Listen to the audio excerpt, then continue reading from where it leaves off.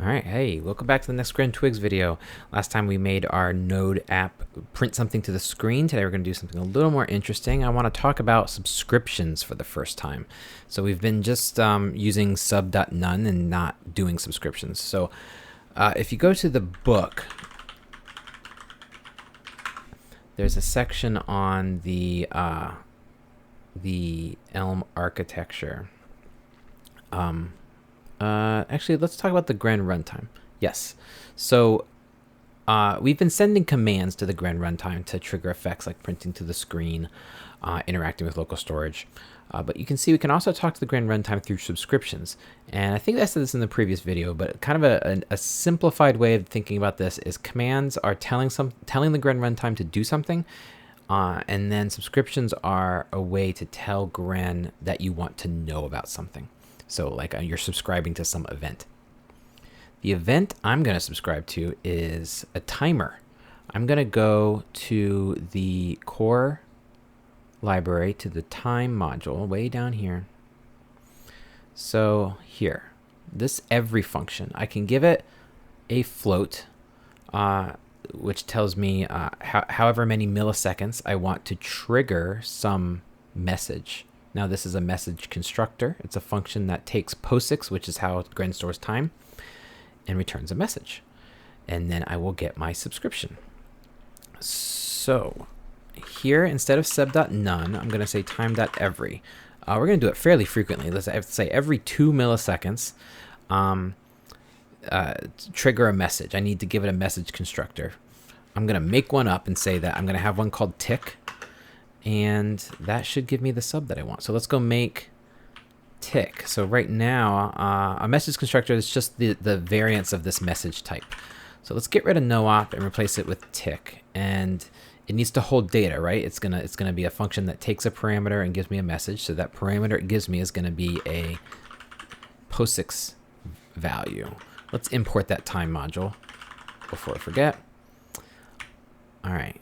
So I now have a tick function that takes POSIX and returns a message, which is what I want as the second parameter to every, which is what I'm passing.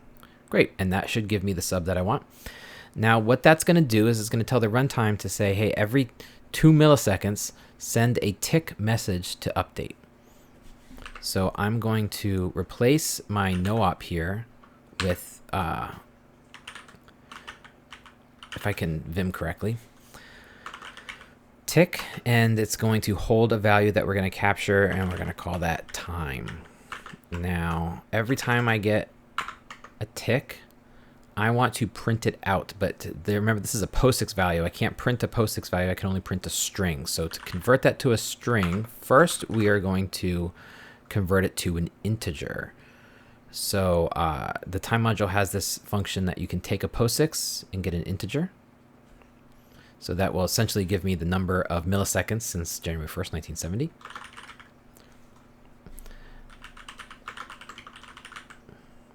And then I want to take that integer and convert it to a string. Now I should be able to print it to the well, I don't have the standard out stream available, so let's save that on our model.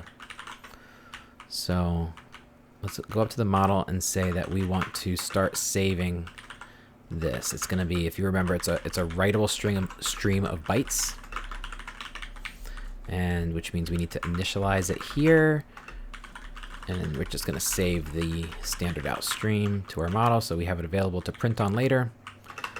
That should be good to go. Let's sorry for all that output. It was durenv doing its thing. Alright, so I'm gonna... Oh, the first argument to print is not what I expected. Right, so here what I'm doing is I'm trying to pass a stream as the first argument to print so that I get a function that takes a string. But that's not how I wrote it. The first argument is a string, and it would return a function that expects a stream. Let's flip that, and this is usually how you're going to want your functions. You're going to want your functions so that The thing you care about, in this case, the string I'm trying to print, is the last argument. So the argument right before the final arrow, which has the return value, because that makes it much easier to do in pipelines like this. All right, so it's stream first, then string. That should do what I want. Still not good. That's a string, but print wants the first argument to be a stream. Oh, right, because I'm calling it the old way in my init. Let's not bother anymore. Let's just stop printing at the start of the program now that we've got a new fun print thing to do. And that fun print thing is, look at that, printing every 2 milliseconds. I want to stop there.